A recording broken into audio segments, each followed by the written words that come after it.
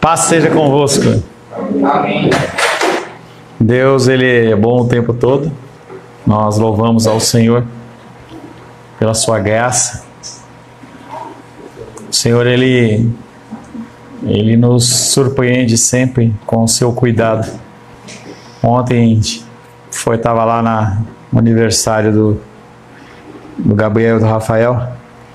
E aí quando eu saí, a luz amarela do painel acendeu. Puf! Aí eu falei, ixi. Aí a lanterna começou a falhar. Eu falei, vamos lá, né? Orei ao Senhor e vim embora. Cheguei lá em casa, a luzinha amarela ainda, desliguei, funcionava normal. Hoje de manhã liguei. Ou seja, Deus, Ele deixou o carro vir até na minha casa. Conseguiu empurrar o carro, né? Até em casa para a gente poder chegar em paz. E aí eu fui dar ré, né? Ainda, a hora que eu vi, eu falei, meu, dei demais, né? Quando eu olhei, eu tava tipo um pelo, acho que eu gostei dessa flor aqui de encostar a tampa traseira na grade. Então a gente vê os detalhes do Senhor cuidando de nós. Pegamos o Uber para vir, aí colocamos as coisas no porta-mala lá. Quando foi sair, a bolsa da mochila estava aberta e o celular caiu lá dentro, eu não vi. E a Luísa viu. Então a gente vê o cuidado do Senhor em cada detalhe. E o Senhor, Ele é gracioso para mim, creio que também você tem motivos a agradecer ao Senhor. Estamos meditando dentro da Escola Bíblica Dominical de um tema não muito agradável às pessoas, em que as pessoas elas falam o que querem, mas não se esforçam para querer. Um dos temas que mais estão na boca dos cristãos é o tema da santidade. Santidade, todo mundo quer santidade, mas ninguém quer se esforçar para a conseguir.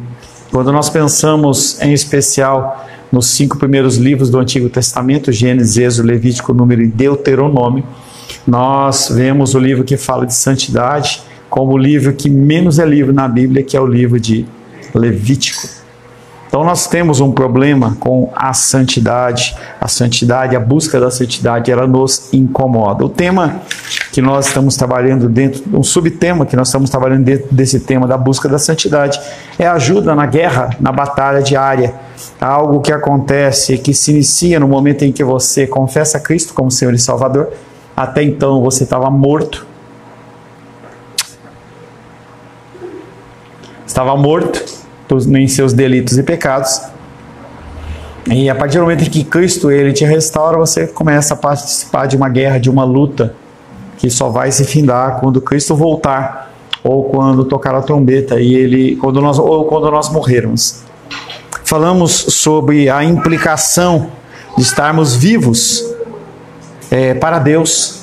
A primeira delas é que nós temos uma união com Cristo, uma união irrevogável, uma união que não pode ser quebrada, não pode ser abandonada, porque a parcela do lado de lá, que é a parcela de Deus, ela não abre mão de mim e de você. Uma segunda implicação de estar vivo para Deus é que Ele nos deu o seu Espírito Santo para viver em nós. O Espírito Santo, ele foi dado a partir do momento em que Cristo sobe, retornando ao Pai, João 16, verso 7.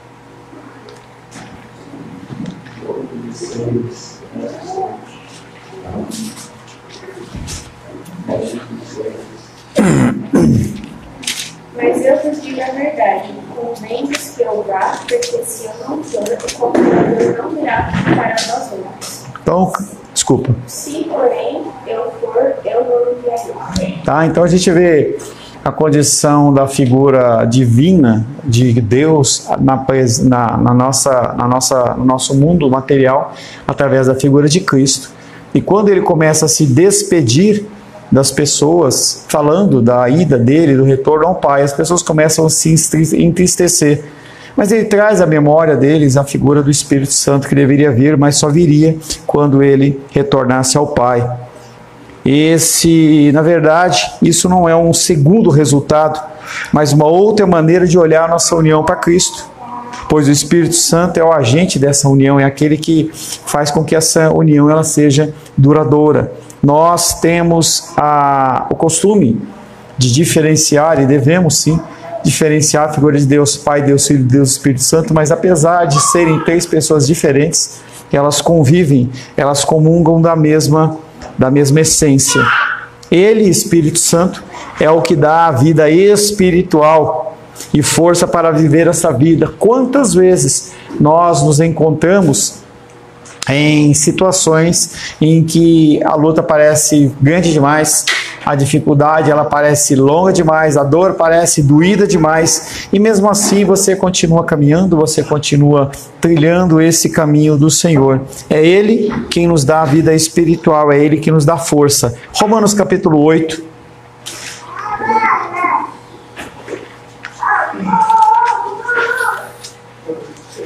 Romanos capítulo 8, versos 9, 10 e 11.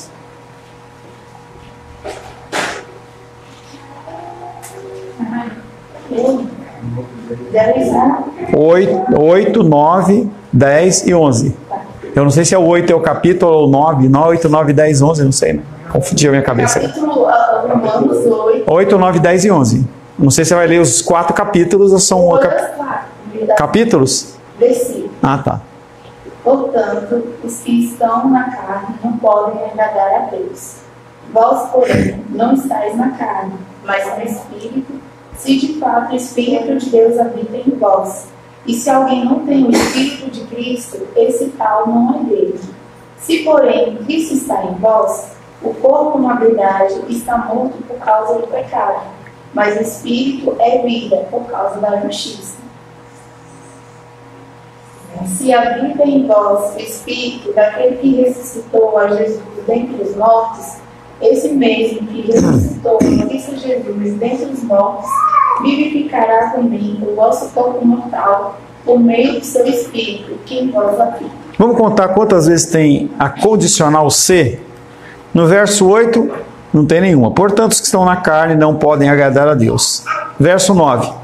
Vós, porém, não estáis na carne, mas no Espírito, se, de fato, o Espírito de Deus habita em vós. Se, 2, alguém não tem o Espírito de Cristo, esse tal não é dele. Se, 3, porém, Cristo está em vós, o corpo, na verdade, está morto por causa do pecado, mas o Espírito é vida, por causa da justiça. 11, se, 4, habita em vós o Espírito daquele que ressuscitou a Jesus dentre os mortos, esse mesmo que ressuscitou a Cristo dentre os mortos, vivificará também o vosso corpo mortal, por meio do seu Espírito que em vós habita. E esse ser é uma condição que está sendo colocada.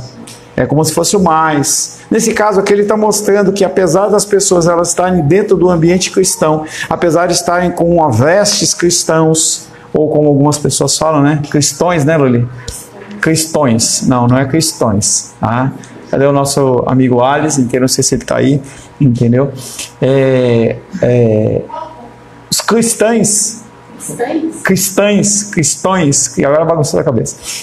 Todos aqueles que são de Cristo, entendeu? Eles aparentemente estão, mas na verdade eles não estão. E o Senhor ele vem trazendo essa figura dos cristãos, sei lá, agora como eu dizer.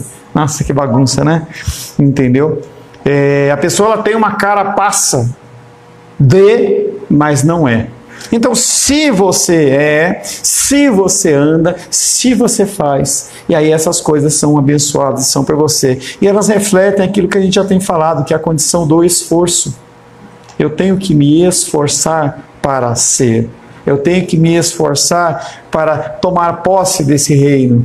E aí, quando a gente pensa na igreja pentecostal, né? Você fala assim, toma posse, aí o cara vai lá, pega no ar, assim como se tivesse alguma coisa voando e você pegasse.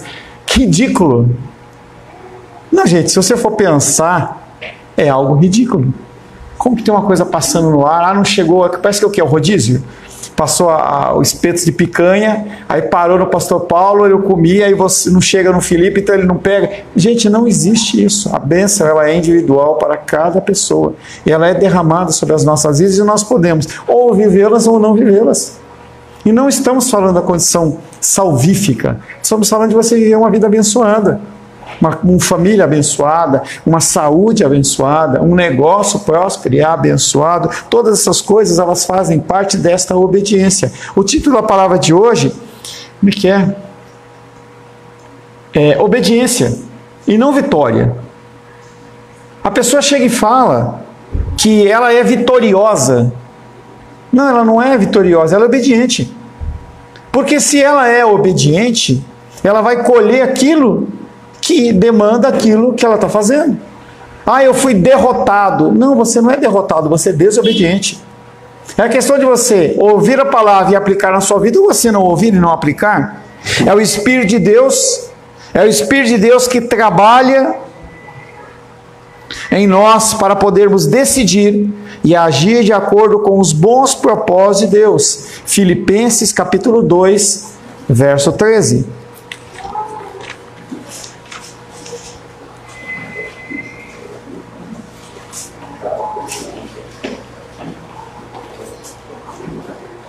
Porque Deus é quem efetua em vós tanto querer como realizar, segundo a sua boa vontade. Então o Senhor, Ele nos dá o entendimento, Ele nos dá a capacitação, Ele nos pega pela mão e fala, é aqui. Mas se você não quiser pegar, se você não quiser fazer, Ele permite que você não faça. E aí a gente fica diante de tantas coisas que a gente sofre, exatamente porque a gente é desobediente. 1 Tessalonicenses, capítulo 4, versos 7 e 8. 1 Tessalonicenses 4, 7 e 8. Porquanto Deus não nos chamou para... Não. É? 1 Tessalonicenses 4. Porquanto Deus não nos chamou para a impureza, e sim para a santificação. Desarte quem rejeita essas coisas, não rejeita o homem, e sim a Deus. O que é desarte aí? O que é desarte?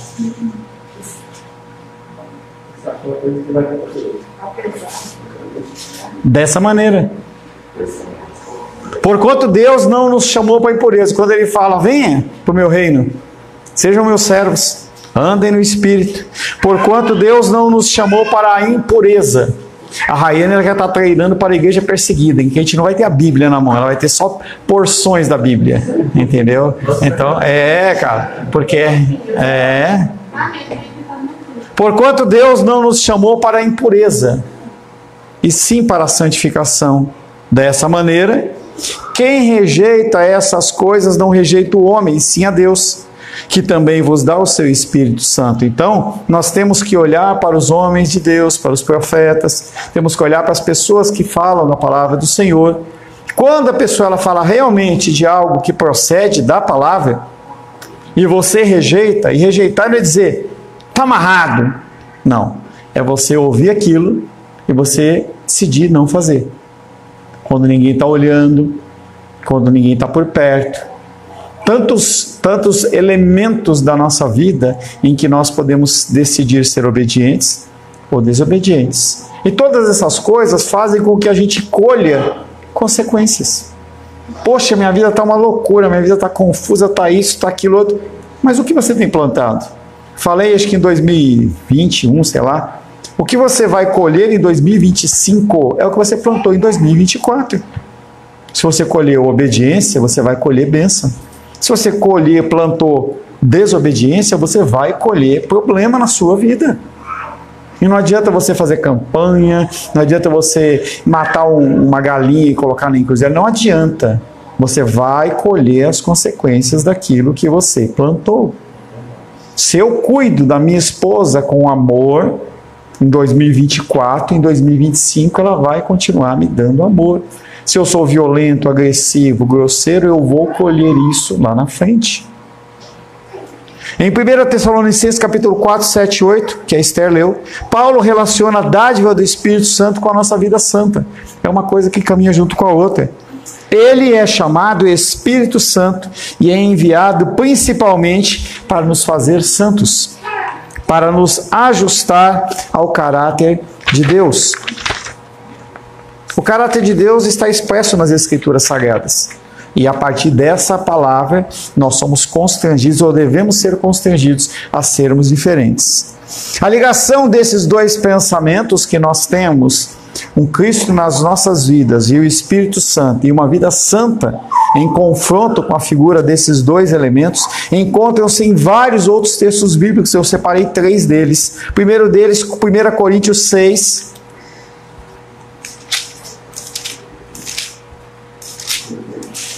1 Coríntios 6, versos 18 e 19.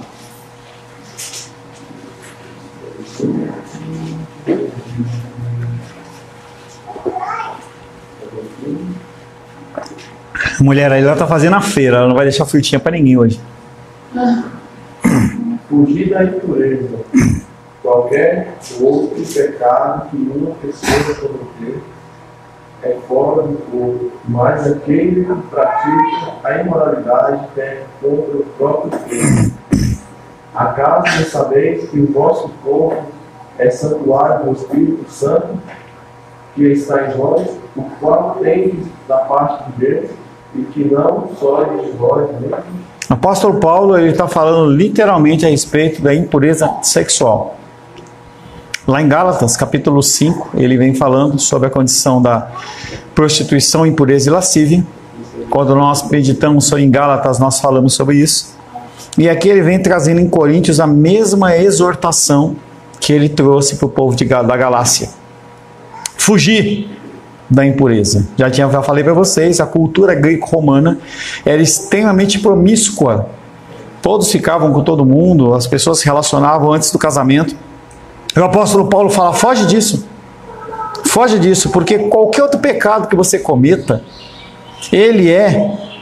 qualquer outro pecado que uma pessoa cometa é fora do corpo, mas aquele que pratica imoralidade peca contra o corpo. Então, se eu falo mal da Esther, é algo fora do corpo, mesmo que ela mereça, entendeu? Amarrado, né? Entendeu? Então, qualquer coisa que eu faça fora do corpo, qualquer coisa que eu faça é fora do corpo. Mas quando eu pratico imoralidade sexual no meu corpo, é dentro de mim. Acaso não sabeis que o vosso corpo é santuário do Espírito Santo? Como que a gente pensa em agir dentro dessa área que ele está citando, na área sexual, entendendo que o próprio Espírito Santo habita dentro de nós? O qual tendes da parte de Deus e que não sois de vós mesmos. Ele fala, você não é de si mesmo, você não tem direito. Nós ficamos indignados quando as pessoas elas usam ou elas pegam coisas que não são nossas.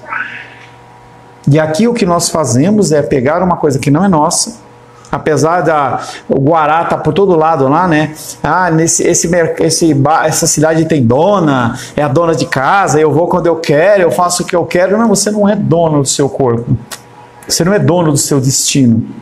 É o Senhor que controla tudo. E o Senhor fala, você não sabe que o vosso corpo é santuário do Espírito Santo, que está em vós, que tendes da parte de Deus e que não sois de vós mesmos? Eu não sou o dono de mim mesmo. Aquela célebre frase, meu corpo, minhas regras, isso é totalmente antibíblico. As pessoas podem querer criar uma série de elementos, mas elas estão erradas. Segundo, Romanos 8:9.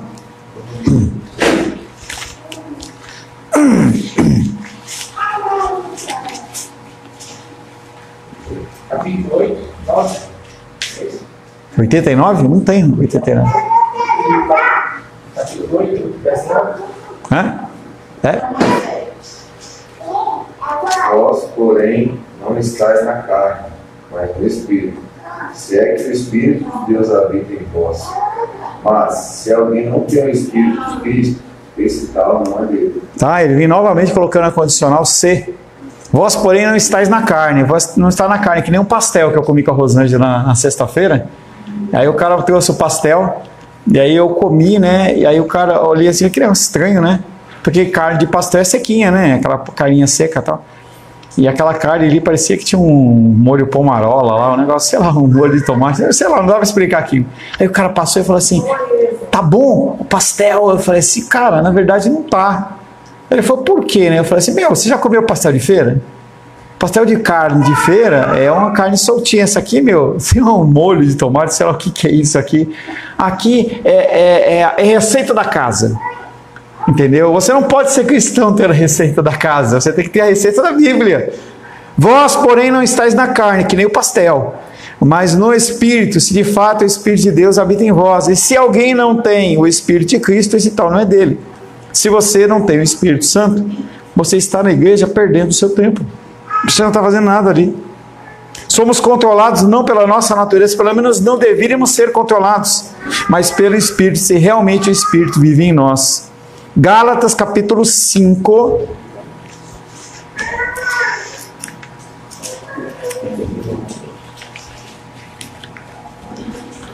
verso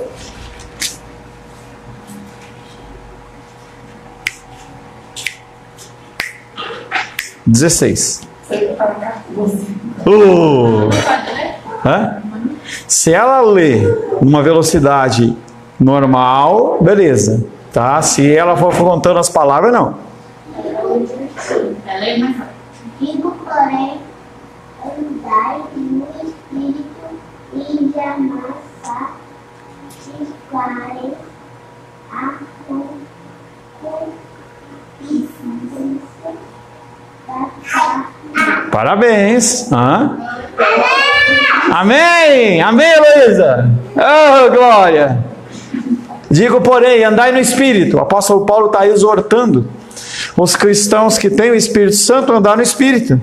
Se você anda no Espírito, se você lê a palavra, se você medita na palavra, você vai se deparar com situações no dia a dia que isso vai te incomodar.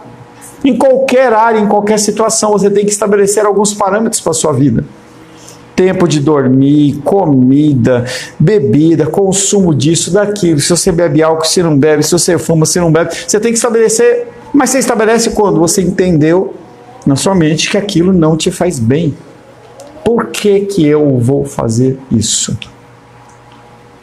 Por que é que temos o Espírito Santo em nós para nos fortalecer no sentido da santidade? Porque sem Ele não podemos fazer nada. É porque estamos vivos para Deus, isso é uma consequência. Você dizer sim para Cristo, você automaticamente recebe o Espírito Santo. Vivemos agora sob o reino de Deus, que nos une a Cristo e nos dá o seu Espírito Santo para habitar em nós. Nós temos aqui a figura do Espírito Santo, que Ele nos ajuda nas nossas orações, para que nós possamos nos comunicar com o Altíssimo, e lá do lado de Deus, à destra do Pai, tem alguém intercedendo por nós de noite, quando Satanás fala, olha, Esther, de novo, você está fazendo isso, e aí Jesus fala assim, não, esse pecado da Esther eu já levei na cruz do Calvário. Mas ela está fazendo de novo, pô, Senhor. Pois é, tá pago, né? Tá pago, né? Não é que nem o treino, né, da foto, mas tá pago, né? Vivemos agora sob o reino de Deus, que nos une a Cristo e nos dá o seu Espírito Santo para habitar em nós. Romanos capítulo 3. Romanos 3, 23.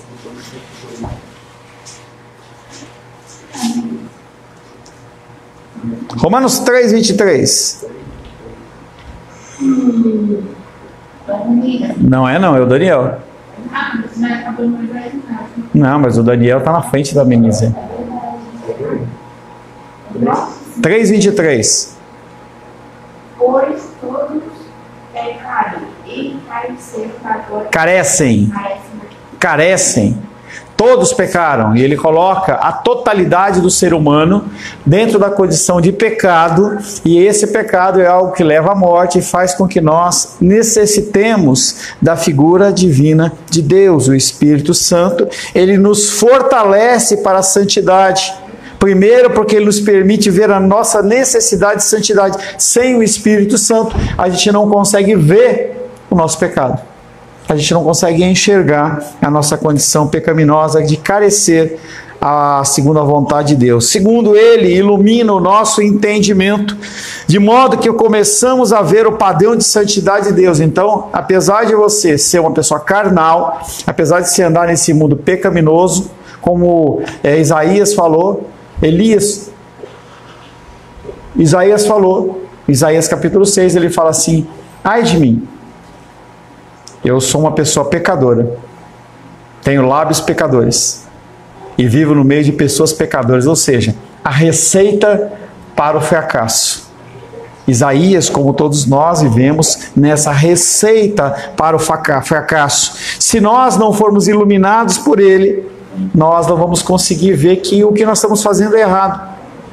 Salmos, capítulo 119.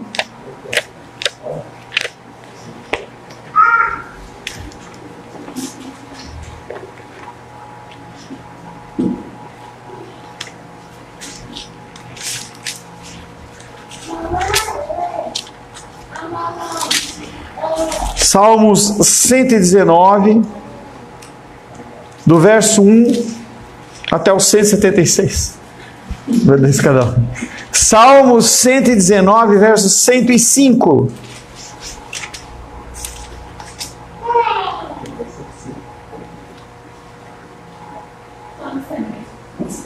Lâmpada para os meus pés, a tua palavra, luz para os meus caminhos. Lâmpada para os meus pés é a tua palavra e luz para os meus caminhos. Se a palavra de Deus ela não é ouvida, lida através do Espírito Santo, é como se fosse um ruído, ele entra por um ouvido e sai pelo outro. Nós precisamos dele nos iluminando o nosso entendimento. E ele, Espírito Santo, ele é aquele que nos leva a tomar consciência das nossas áreas específicas do pecado. João, capítulo 16.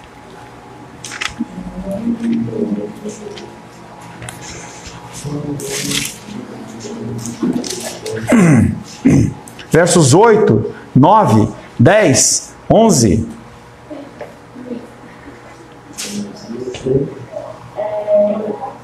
Quando ele vier, convencerá o mundo do pecado, da justiça e do juízo. Do pecado, porque não creem em mim. Da justiça, porque vou para o praia e não me vereis mais. Do juízo, porque o príncipe da justiça já está julgado. Está falando de crente ou não crente? Hã? Está falando de crente ou não crente?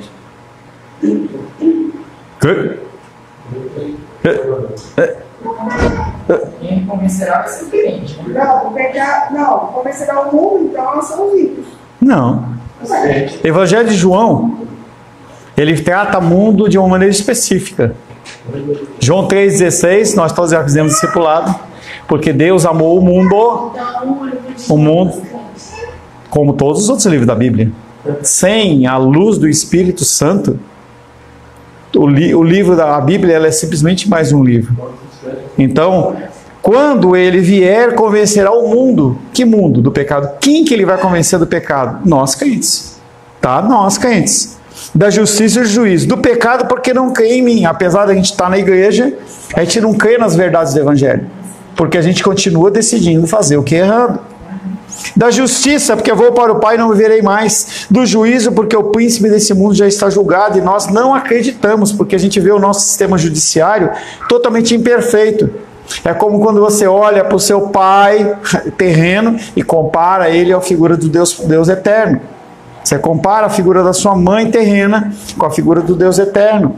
Então a gente começa a estabelecer uma série de comparações e quando nós olhamos para julgamento, a gente vai pensar assim, tá tudo certo. Entendeu? Paga uma taxinha aí, entendeu? Quantas pessoas acham que Deus vai executar o juízo eterno? E aí o que vai acontecer? Passam 2 anos, Deus, tá liberado. Não, tá liberado, vou liberar a Esther aí, tá tudo certo. Entendeu? Tá tudo certo, não tem problema nenhum, não. Tem sim, tá? Uma das armas mais poderosas de Satanás é tornar-nos espiritualmente cegos, principalmente dentro da igreja. Incapaz de ver o nosso caráter ou o nosso coração pecaminoso. Jeremias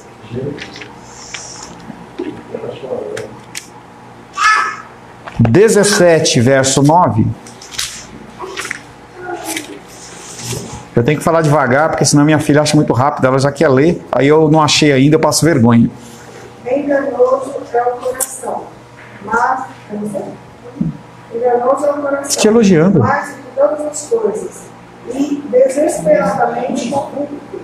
Quem o conhecerá? Jeremias, dentro das suas dificuldades, dentro das suas pregações e perseguições que ele passa, olhando para o povo de Deus, ele fala, enganoso é o coração. Mais do que todas as coisas, ele começa a olhar o que é mais enganoso aqui. Será que é o jumento? Será que é o fulano? Será que é a situação? Será que é o clima? Não, mais do que todas as coisas, o coração é enganoso. E ele é desesperadamente corrupto. Você não só se corrompe, Você anseia por mais corrupção, por mais pecado. Anseia por ser pior do que você é. Não é, Esther? Não é? A Esther concorda comigo. Tá? É porque ela estava enferma ontem e a gente está tentando trazer a entender o melhor dela, mas a gente tem que purgar o ruim, entendeu? Entendeu? Ninguém o pode entender e expor exceto o Espírito Santo. Mesmo cristãos, mesmo cristãos que compreendem ou entender e expor, mesmo cristãos que compreendem o ensino da Bíblia são enganados em relação ao seu próprio pecado. Você sabe que aquilo é pecado, você já foi convencido pelo Espírito, mas você olha uma pessoa do lado, ela é próspera. Você fala assim, poxa, ele é crente, e ele nem dá o dízimo. Por que ele é próspero? Por que ele avança? Por que essa pessoa está certa? Se eu faço tudo bem, tudo certo, e comigo não tem nada de errado, mas ele prospera e eu não prospero. Quantas vezes dentro do gabinete ouvi o nosso querido Felipe, entendeu, olhar para mim e falar, pastor, mas não é certo, olha aquela situação, entendeu, porque ali está tudo bem, está tudo certo, e por que comigo não é, e não sei o quê, e eu também falo de mim. Quantas vezes eu olhava e falava, Deus, mas eu estou fazendo tudo certo. Eu pego a tua palavra, e por que eu não posso viver isso? Por que eu não posso ter aquilo outro? Mas que nem eu falei no comecinho, Deus ele mostra as benevolências dele, não necessariamente através de grandes coisas, mas através de pequenas coisas. E se a gente começar a apurar os nossos olhos, a gente vai começar a ver essas belezas de Deus. Tá com sono, Manu? Senta, filha, senão você não vai ler não, hein? Você vai ficar deitado aí, você não vai ler não, hein? Então, se a gente não apurar os nossos olhos, a gente não vai conseguir ver as pequenas coisas. E se a gente não vê as pequenas coisas, a gente não vê as grandes. E a gente vai estar sempre insatisfeito, sempre achando que Deus ele não está agindo nas nossas vidas. Sentimos, de certo modo, que o nosso sim ao ensino das Escrituras equivale à obediência. Podemos ouvir o ponto de aplicação num sermão ou talvez descobri-lo na nossa própria leitura ou estudo pessoal da Bíblia. Então nós dizemos, sim, isso é verdade, é algo que eu tenho que agir. Porém, Tiago 1:22. Tiago 1:22.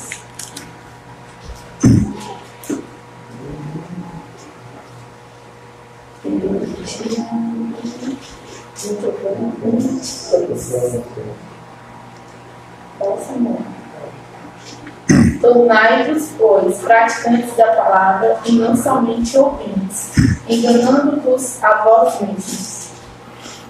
Eu sei que é verdade. Eu ouço a palavra.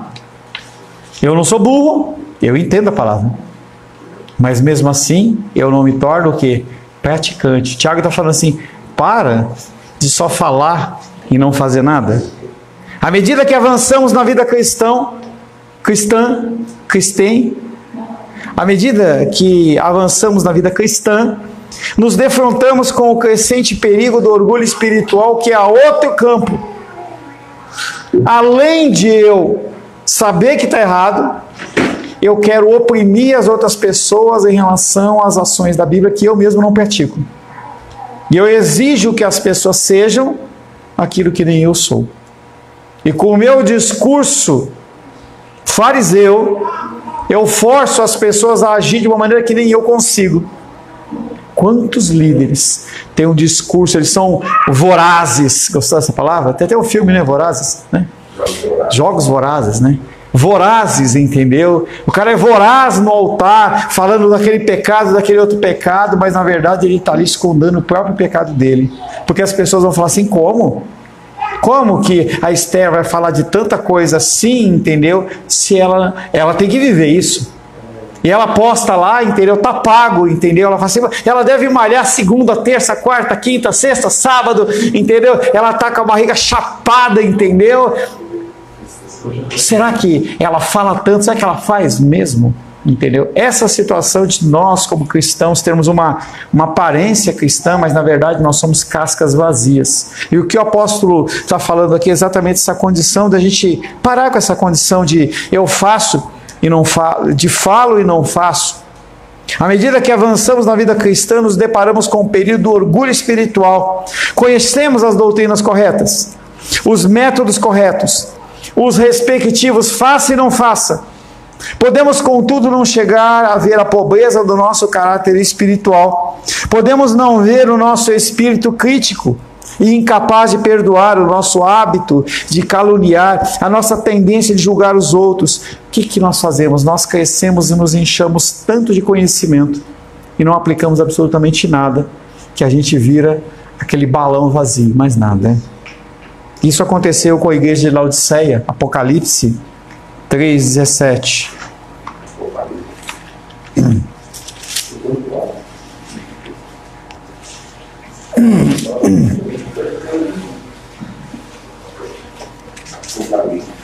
Apocalipse 3:17.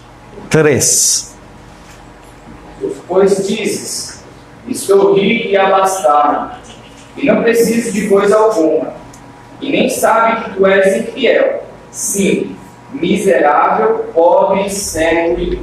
Já falei para vocês dessa condição da igreja de Laodiceia, em que ela se declarava rica, porque tinha muito ouro, se declarava vestida, porque tinha um comércio de roupas lá muito caro, e ela se declarava que era uma pessoa, elas enxergavam bem, e Deus falava assim, vocês são cegos.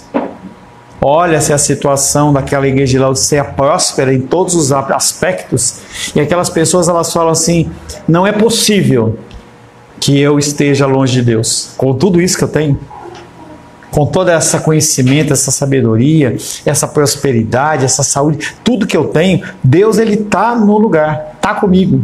E na verdade Deus olha e fala, vocês são pobres, cegos e nus. O ouro que você precisa é um ouro precioso da palavra de Deus. A visão que você precisa é de ver as coisas espirituais. O Senhor olha e fala assim, vocês estão totalmente fora, se vocês não se converterem, vocês vão ser arrebatados. Davi era assim quando cometeu o adultério com Batseba. Ele estava lá no palácio dele, deveria estar na guerra e não estava, deveria estar junto com os exércitos e não estava. E ele olha para aquela mulher se banhando, nem sei por que ela estava tomando banho lá na fonte. Eu não sei se ela estava com roupa, sem roupa, o que é, mas ele cobiça. Hein? Deus permitiu. Claro que permitiu. Ele não só permite, mas ele apresenta o prato. Ele fala, tá aí o prato. Você vai querer me obedecer ou obedecer ao seu coração? E claro que ele usa o diabo como um instrumento, uma ferramenta. E aí Davi vai lá, adultera com a esposa de um dos seus melhores amigos. Um homem que com ele estava comendo lá, comendo sal grosso, entendeu, na caminhada, enquanto Saul estava perseguindo ele. E ele vai lá e mata ela. E aí ele não via nada de errado. Davi era assim quando cometeu o adultério com Batseba e depois mandou matar o marido para encobrir o seu primeiro pecado. Estaria ele arrependido e humilhado por causa dos seus atos miseráveis? De jeito nenhum. Para ele estava tudo certo. Eu sou rei. Eu tenho direito. Eu já servi tanto a Deus. E aí ele deve ter criado um monte de coisas na cabeça dele. De modo nenhum ele estava arrependido e humilhado por causa dos seus atos miseráveis. Na verdade, ele estava pronto a julgar outro homem por um crime muito menor e condenado à morte. Natan chega para ele, vende toda uma história, mostra para ele e fala assim, olha, teve um cara que fez isso, fez aquilo outro, tal. E o cara fala, esse cara é digno de morte. Ele estava pronto, ele não conseguia ver o pecado dele, mas ele conseguia ver o pecado do outro. Ele fala, esse cara é digno de morte. Ele só cai em si, através do Espírito Santo, quando ele fala, você é esse homem. Porque se o Espírito Santo não tivesse convencido ele, eu duvido que Davi não tinha uma espada, que ele puxava a espada, matava na hora, Natan. Acabou. O que aconteceu aqui? Porque você matou o profeta? Não, não aconteceu nada. Ele falou uma coisa que... Ele falou alguma coisa contra o nosso Deus. Eu pego esse cara e jogo numa cova.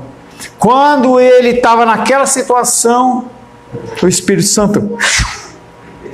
E ele olhou e falou assim: pequei. Repita comigo. Luli. Entendeu? E naquele momento, entendeu? Ele é convencido pelo Espírito Santo e ele não fala: Natan, realmente eu pequei, hein? Ele fala: pequei, Senhor, contra o Senhor. Ele pede perdão direto para o Senhor, porque ele sabia que ele tinha pecado. Ele estava espiritualmente cego. Só quando Natan disse a Davi: você é esse homem, que ele conseguiu ver a terrível vergonha do seu crime. É o ministério do Espírito Santo que nos leva a ver que somos realmente miseráveis devido aos nossos pecados. Senão a gente acha que está tudo certo. Nós estamos aqui numa igreja, estamos no domingo pela manhã, estamos congregando. E aí a gente olha para a situação, a gente é melhor que os outros. Não sei se o Alice está assistindo. A gente é melhor que o Alice, né? Ele não veio. Pô, por que ele não veio? Será que ele ficou de casa dormindo de novo? Será que ele estava doente de novo? E aí a gente começa a estabelecer uma série de julgamentos. Depois é claro que eu vou perguntar, senão daqui a pouco ele vai mandar uma mensagem para mim. Entendeu? E a gente acha que porque a gente está na igreja, a gente acha que a gente é melhor do que os outros. Essa miserabilidade, essa cegueira espiritual, se o Espírito Santo não nos mostrar, a gente vai continuar. E aí Davi olha para aquela situação e fala: pequei contra o Senhor. Vamos para o nosso intervalo um pouco antes, porque eu não quero entrar no próximo tema e nós não temos material para muito mais tempo. Então vamos para o nosso intervalo. Vamos parar agora, são 10h25 e nós retornamos às 11h15, se Deus assim o permitir. Deus te abençoe e te conceda graça. Amém.